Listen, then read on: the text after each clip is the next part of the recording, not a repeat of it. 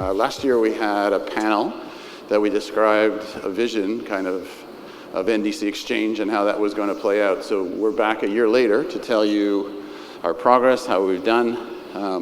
In order to do that, I've invited a whole bunch of friends to come with me. So first I'd like to bring up René Farrell. He's our partner at SITA and half of the NDC Exchange. So, René. Hello, Ron. How are you? And back by special request is Air Canada. They were here last year, so Mark Kozakowski from Air Canada.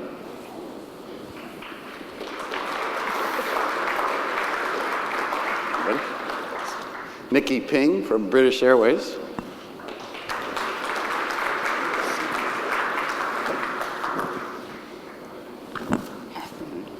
And Mike Primo from ARC.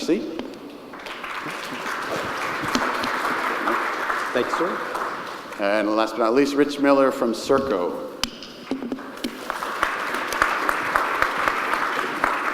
You get the one at the end down there. Okay. So thanks for joining us here. So we're here to talk about NDC and more specifically around NDC Exchange. So René are going to co-moderate this, so we'll ask you questions, but guys, feel free to talk amongst yourselves and we'll sit back and listen. At the same time, if there's any questions from the audience, we still have the app. Put forward your questions, we'll be happy to answer them. So thanks so much for being here. Just describe a little bit about your distribution strategy and maybe about like what NDC is, how BA looks at NDC and how it's working for you or not working for you or what the rules are. So the distribution strategy of British Airways is really, I guess, quite reflective of the presentations we saw from the American carriers earlier. It's very much about getting our content to our customers however they want to buy it and wherever they want to purchase it. That's been the distribution strategy for probably the last 3 years. I think the tweak I would add now is it's become increasingly important to understand that it's not just about the initial sale in our distribution strategy, it's about managing that customer content throughout the life cycle of the journey. So if there's any need for the customer to change their purchase as originally they made the wrong decision or they need to change their mind, or there's any sort of disruption, it's really important to be able to help them through that journey, making sure that all the relevant content is returned to them throughout the life cycle of that. So that's really what our distribution strategy is, and similar to a lot of other carriers, we've had different content and a different customer experience on our own websites than through our indirect channels for a while. And we want all of our customers to be able to buy all of the content everywhere. So NDC has really enabled us to get more of our content, whether that's ancillaries or more price points, out to the customers. So it's kind of NDC is really supporting our distribution strategy. The strategy for Air Canada is that we want to be the same as British Airways to ensure that our content is available in all distribution shelves, right? So it's available in the corporate booking tools, on the OTAs, but anytime anyone's looking for pricing and availability, we want to ensure that Air Canada has the opportunity to do it. So I'm just going to give you a little bit of history, is that Air Canada has offered up a set of APIs to customers for over 10 years right now. So there's been quite an evolution over time, and we have a full breadth of web services, 32 web services that have the ability to shop, book, modify, cancel. And the other nice thing is that through the web services, we have the opportunity to offer up unique content. So there's a few products that are not available in the traditional distribution channels. We have one of our products which is called Flight Pass, which is only available through our Direct Connect. And then we also have a small, medium-sized business product called Air Canada Corporate Rewards, which is only available through the Direct Connect. And there's reasons why, is that it's a unique offering. It's not just a discount, but there's a lot of intelligence and rules built around the product that's only available through the Direct Connect. And the other thing too is that we do offer up some differentiated content through the Direct Connect, is that we've recently launched the ability to shop basic fares. It's only available on the Direct Connect. So we want to reward the partners that make the investment in connecting in through the Direct Connect to have that differentiated content. But overall, we want to be available in all shelves. And what NDC has done for us is that it's been, and again, because we have been offering up this type of unique connection with partners is that NDC has given a little bit of legitimacy, if you will, to APIs. And the nice thing is that working in NDC is that anyone that's interested, it's a common language as opposed to doing one-off on each partner. In Canada, we had some success because we approached the big partners that were interested and worked with them, and they were willing to do the one-off. But now NDC gives us the ability to connect with partners or interested parties that wouldn't necessarily think of Air Canada. Now, with the launch of NDC and our press release, we're having a lot of agencies and technology companies that we wouldn't necessarily think of are approaching us and want to connect. And so what that does is that helps us increase our reach, getting into those other shelves that we didn't think would be possible. So it's really opened up the doors for us. Excellent. So let me just change the question a little bit for you, Mike. Let me just ask you a broader question around NDC and how that affects ARC and what you guys see as changes. Sure. Obviously, NDC focuses a lot today on the offer development process. And we're sort of on the receiving end, which will ultimately be a one-order process on the back end for settlement of the transaction. So in terms of the theme here, what's working today and where, the good news is that since 2015, we've processed 3.3 million EMDs, mostly on American Airlines and Air Canada. So thank you for your business in that regard. The bad news is ARC's processed over 600 million transactions in that same time period, tickets. So that means we're only getting one sale for every 200 tickets. So to some of the point of the earlier speakers, the upside opportunity here by getting this content into the indirect channels is obviously enormous. I'm sure airlines are seeing much better closing than 1 in 200 on their websites. So that's sort of the state of the nation in terms of at least the U.S. market with ancillary product access. As far as our strategy is concerned, what it means for us is, really to pick up on the theme from the other panel, the carriers clearly do have a dream. Nikki certainly being at the top of the list of the dreamers of what they want from future settlement. I'm happy to say that in February this year, thanks to some gentle love taps from Nikki and a few others, we delivered our first NDC capabilities for settlement. What does that mean? It means a few things. It means today ARC can now process not only neutral stock, but airline stock. It means that carriers can view their NDC transactions through ARC through IATA NDC link. It means that in ARC today, agents can go in and change 6 or 7 different fields on a ticket after it's been received by ARC. That allows them to change a commission, maybe add a tour code, a few other fields that are modifiable. In an NDC world where a carrier has actually created the order, they don't want those changed. And so we have the ability to lock down those transactions for NDC use. So our strategy really has been to listen very much to the carriers who seem to be moving into sort of a two-world model. There are some carriers that very much don't see a lot of changes in the way settlement happens, to carriers like British Airways or Canada, others who want more flexible settlement terms. I may want different settlement terms. I may want to settle with this agent semi-monthly instead of weekly, the way I do with ARC. Or I want to settle with them daily. So they want more flexible settlement terms, and that's really the direction that ARC is going, is to meet those flexibility requirements. Excellent, thanks. And Rich, from the seller side, how is NDC affecting your world? Well, if you look at what Serko is philosophy and what we're doing is, for the last couple of years, we have been just adamantly and maniacally focused on the user experience and making it better. If you go way back, it was all about the travel manager saving money, et cetera, from the ability to book travel online. But it's moved now to where it's all about the user experience, and then providing that data to the TMC or the travel manager to better manage the program. The way we see the NDC content it's a tremendous improvement from a user experience.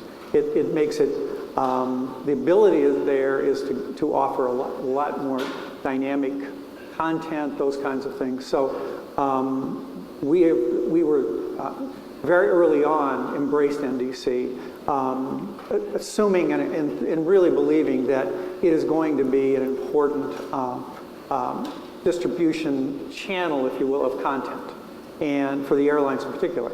And so, you know, we've been level 3 certified for a while, and are really moving forward. And it was kind of a nice surprise when we sat down with Mark and the Air Canada team and said, you know, as we're coming into North America, we knew we needed a direct connect to get the flight pass and the other content. And we sat down with them, and we've been having some conversations with ATPCO and SITA about the exchange and that. And within about the first 5 minutes of that meeting with Mark and the Air Canada team, they said, you know, if you're going to do a direct connect, we'd really like you to go through the exchange, because that's where we're going to put all of our efforts around NDC. And it was like, I don't think I've ever told him this, but it's like, yes, because that's exactly where we wanted to go, because it opens up, one connection gets us a lot more as it evolves. Right. So it's, we just see it as a very important a tool for us going forward, whether it's the exchange, GDS capabilities with NDC. We believe NDC is very, very important as we go forward. Okay, so Mark, you mentioned that Air Canada has been doing this for 10 years, I think you said. Yes. So what would you say what has been the biggest challenge around NDC? So I don't really, I think it took some time for the airlines to get together and through its work with IATA to establish a standard, right? But I think since we've established that, and now with the evolution of NDC Exchange, I think that NDC, this really helps along the acceptance of NDC. So from here on in, I don't really see a lot of problems. I just see a lot of opportunities. Like I mentioned, our position, we're very excited to participate, and we like the notion of creating the community. And for partners such as Serko and ARC, it's the ability to connect into one source and getting multiple content, right? And again, I talked about that before, is that the beauty is that now, instead of doing one-off with each of the different carriers or suppliers, that through one connection, you can get a lot of other content as well. So it's, for me, I think it took some time to get to a standard that was accepted, but I think now, with the NDCX, I just think that there's a huge opportunity of growth for carriers. Thanks. And I know, Nikki, you guys at BA have been doing NDC and APIs for a while too. What have you seen as the biggest hurdles in that? So I think our biggest hurdle is very similar. For those of you who've taken the badge, there was lots of NDC newbie badges left, and all the NDC expert badges are gone. So I guess I'm talking to a room of NDC experts. It felt that NDC had been talked about for a long time before, I guess, I personally was involved, and it felt like there was a lot of things moving at the same time. But it was very much that it had been just IATA and a few carriers talking together.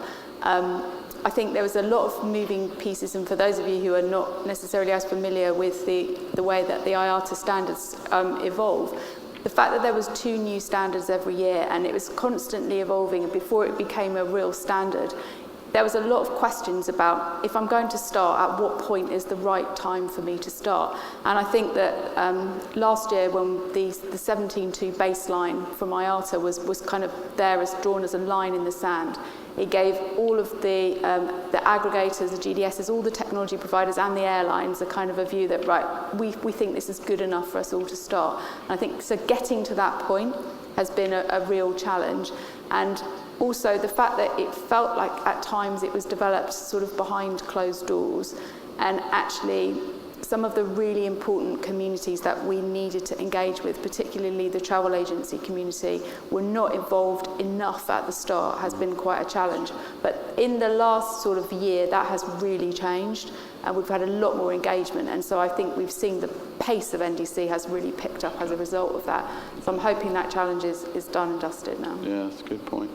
So, I mean, I know even before IATA was involved, it was open access, and it was a very closed group of carriers, and I think there's been a lot of discussion around that it wasn't an open dialogue. Mike, being on the services side and not in that select group of airlines that were having that conversation, did that impact your business? Well, again, I think what we've seen is, you know, as Nikki points out, it's only really recently that all the stakeholders in the ecosystem have really gotten involved and committed to NDC, whether it's, you know, people waiting to hear from GDSs or innovators that are looking for easy access through a product like NDC Exchange to really be able to consume multiple things instead of doing one-offs with 80 different carriers. It definitely has slowed things down. So, you know, the good news is that, yeah, you know, things are starting to gel, people are talking, dollars are coming into the market, innovation's coming into the market.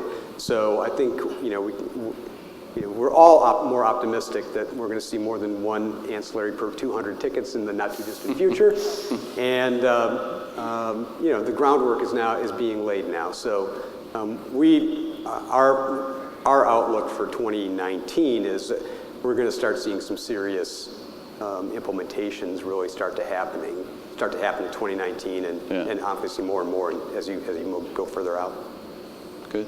And Rich, the same question. I would almost echo what Mike has said. It's just, there just wasn't enough kind of standardization. There was a lot of talk, and every airline seemed to be going in a little bit different direction, or something was more, each one of them had their own priorities, so to speak. But that's coalesced and now kind of coming together. So it's, our expectation is in 2019, it's really going to begin to ramp up in that. And I also, the other part is, I think, you know, there was a lot of discussion this morning about kind of the retail selling, the ability to sell more in a retailer.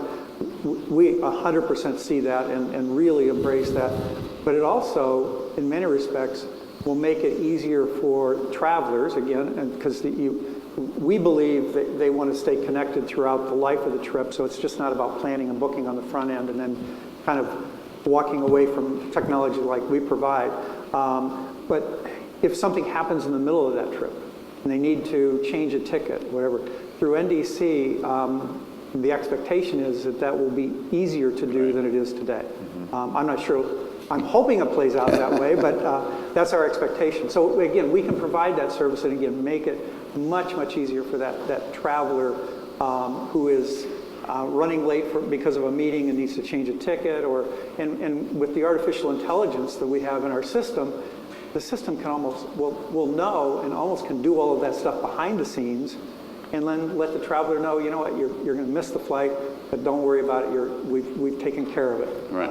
So I'll tell you a little secret. One of the things that's great about running a panel, you know, one of the things that we do is we share the questions with the panelists, so you get very thoughtful answers and so forth. But the other thing is, then they know what the next question is, and they kind of cheat and go ahead. But I think it's worth asking the second question anyways. And that's really, so if we'll fast forward now, 24 or 36 months, pick your time frame. What do you see different about the world? How is NDC going to look in 2 to 3 years from now? So I think, well, Air Canada is one of the airlines that is committed to work with IATA on the leaderboard, and so we have a commitment to bring a certain amount of transactions into the NDC world. But I think that as the standard is more accepted now, agencies in the past that when you talk to them about APIs are coming to you saying, do you have NDC and what standard are you at? So I think there's been a good job done to educate the industry, everyone in the supply chain, that NDC is out there, it's being adopted. So I think that we're going to see more and more people using NDC. And the other thing is that earlier we were talking about that, you know, I think Ty and the others were showing that slide about the ideal world as to how all the different products can be displayed into a single screen. So I think NDC is going to allow for that. And again, Air Canada is in a different position in that we've been doing this for quite some time.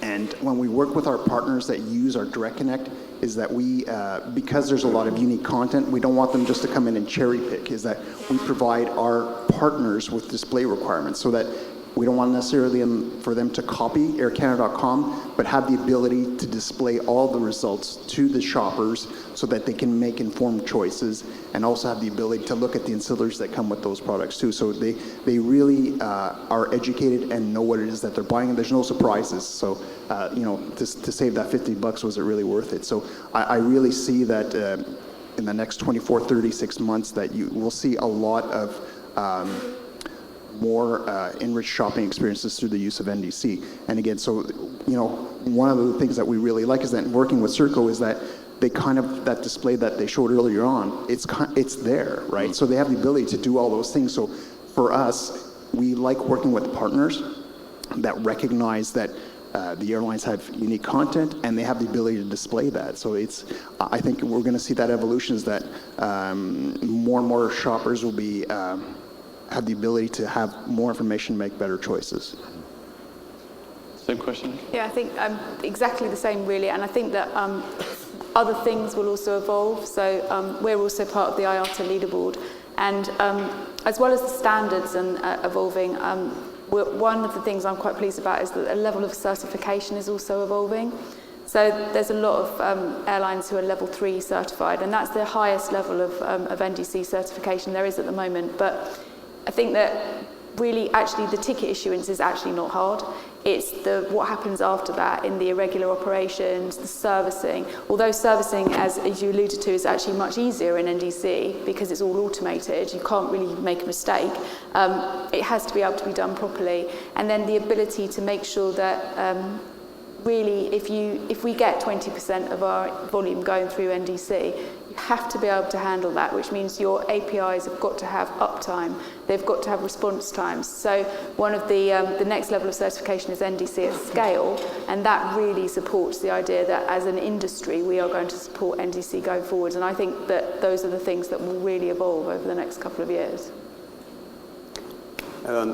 What they said? What they said. No, I think that's largely right. In the U.S. market, Saber's announcement at the beginning of this year that they were really going to actively support NDC was a watershed. They're more than 50% of the U.S. agency market, and so as they really commit and start delivering some NDC capability, that's going to make a big difference in the U.S. market.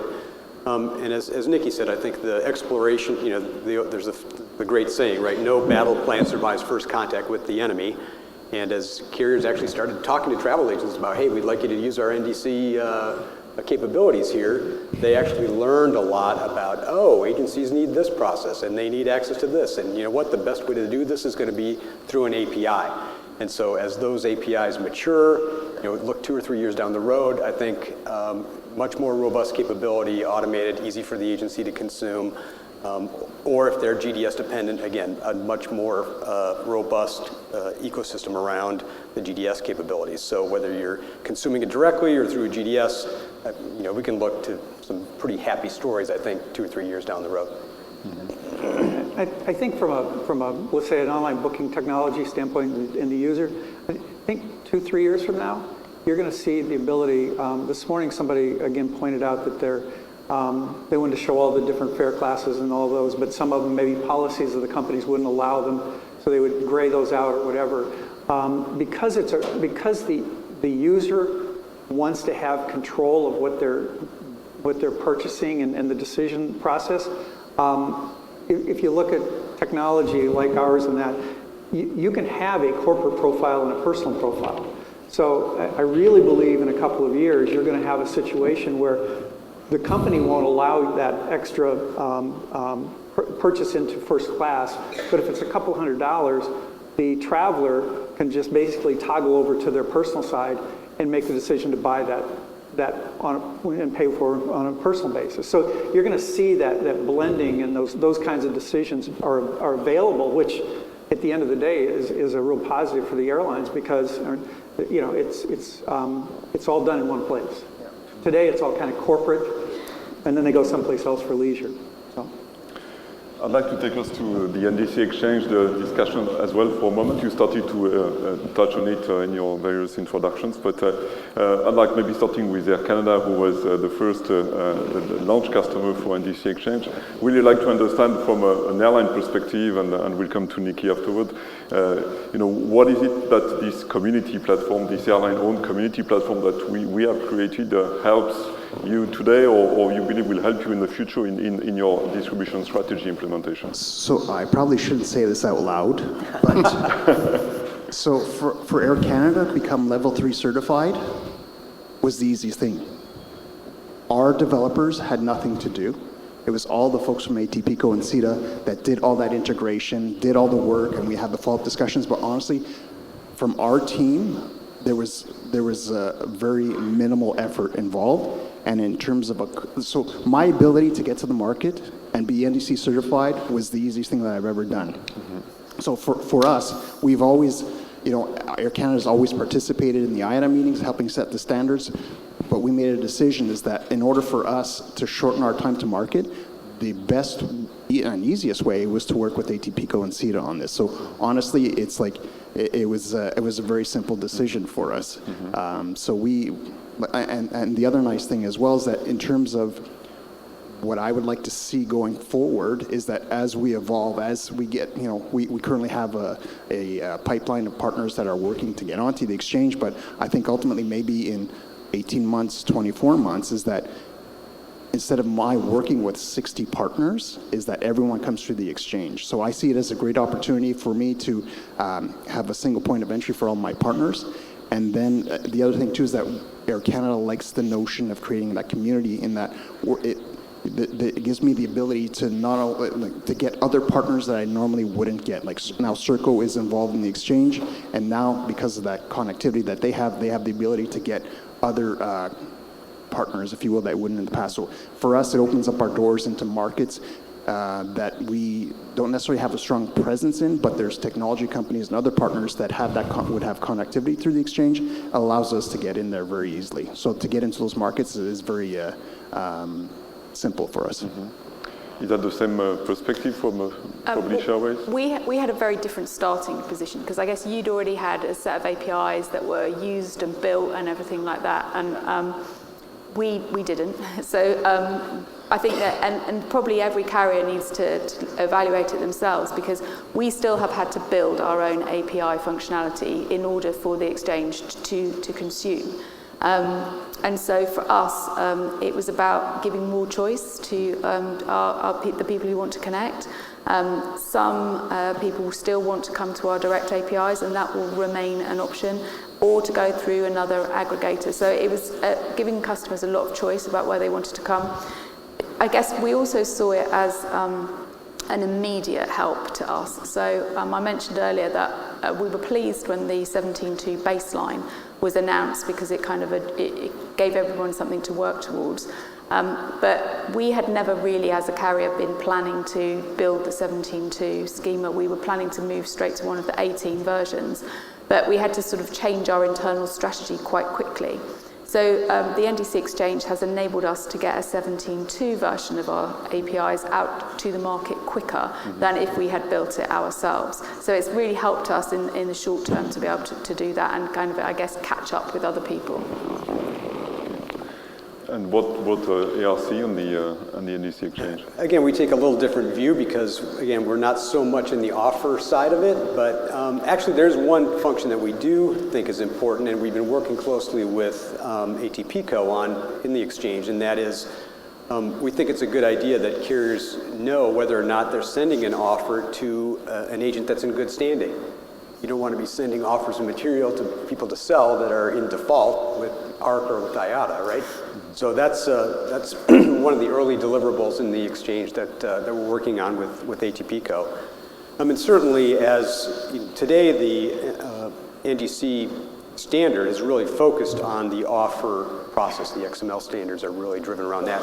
We're starting now to work on the XML protocols for the order process.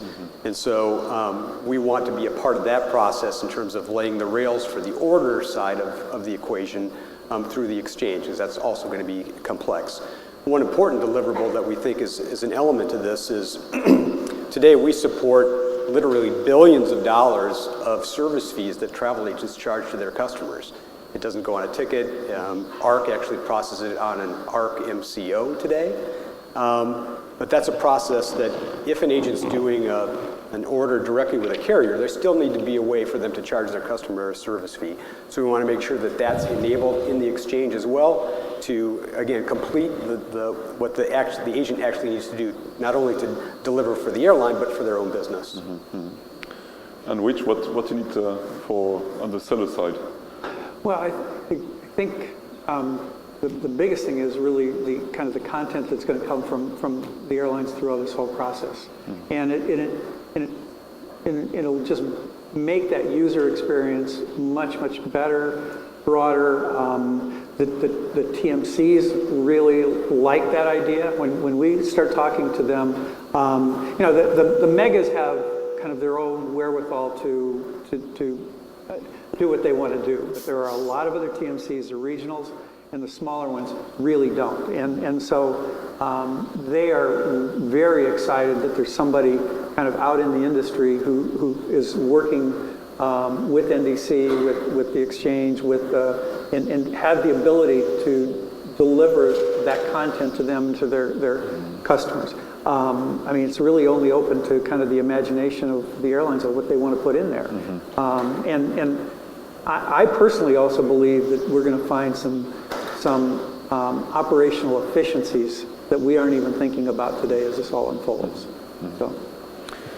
Time is running, so we may have some floor questions. Yeah, I don't see any questions from the floor if anybody has any questions yet, but I have one more question for each of you that I think might be interesting is we have a lot of carriers, travel agencies, GDSs in the audience. If you're now given the opportunity to give any of them a little bit of advice about where you've been, where you're going to, and where you see the future going with respect to NDC, what would you pick your victim, and what would be your advice? It's hard.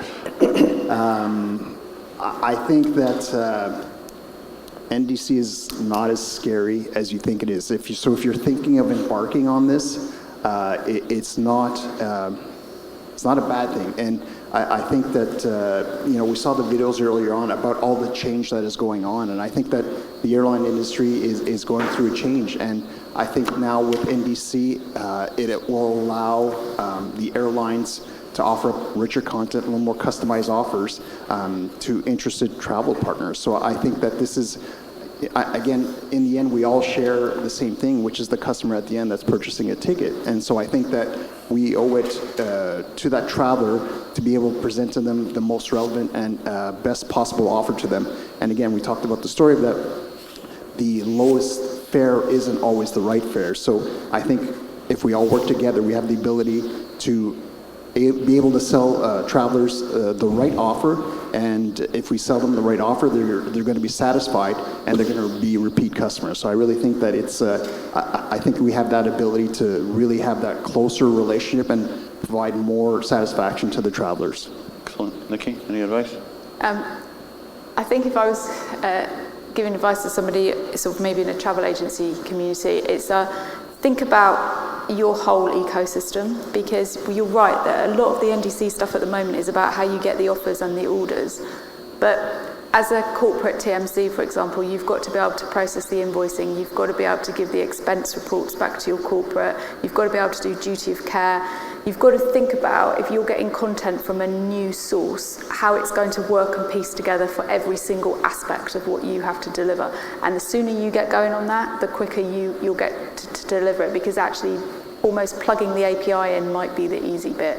So start and ask a load of questions, I would say. Again, largely what Mark and Nikki have already said, but I'd again harken back to what Neil and Jeff and Ty said, and that is, you know, our best customers are being served by the indirect channel today.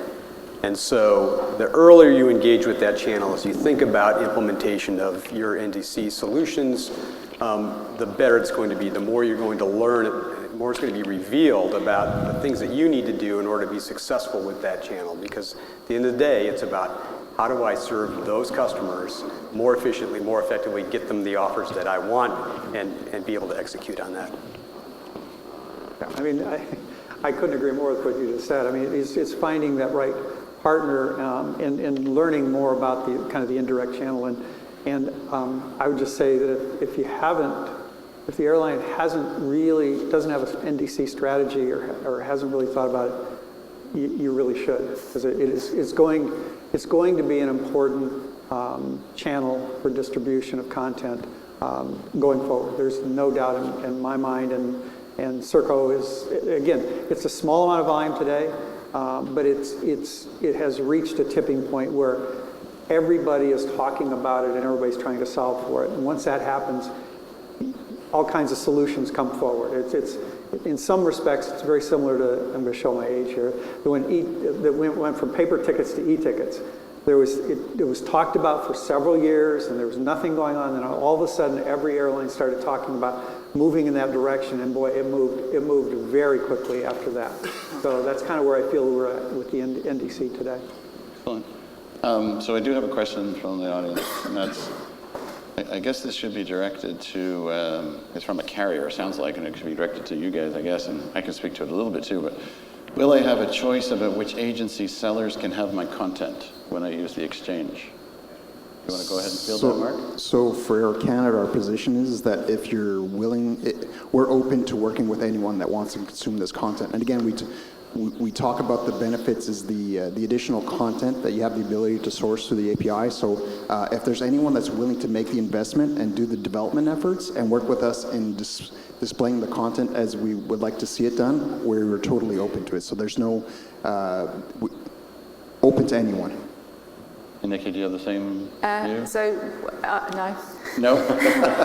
So yes, we basically control who has access. So we have to know, because you cannot not validate with us. So anyone who, as a travel agent, who wants to connect through our APIs has to let us know who they are at the time of shopping. And that enables us to firstly do things like check that they're not an agent who's committed fraud or anything, but also to pass the content back to you. So if you're an agent who has got any private fares with us, you have to tell us who you are, otherwise we will not return that correct content. So yeah, you have to tell us who you are at the time of shopping, so we have to validate. We do the same thing, but I mean, really, are we going to, I guess is that as we're working with the agencies, we would identify who they are, provide them credentials, so that it's not an open platform. We do control what kind of content goes back and forth. So it's not like the GDS today, where there's published content. Correct, yeah. No, it's not like that, no. Yeah, so that speaks a little bit to the airline profile.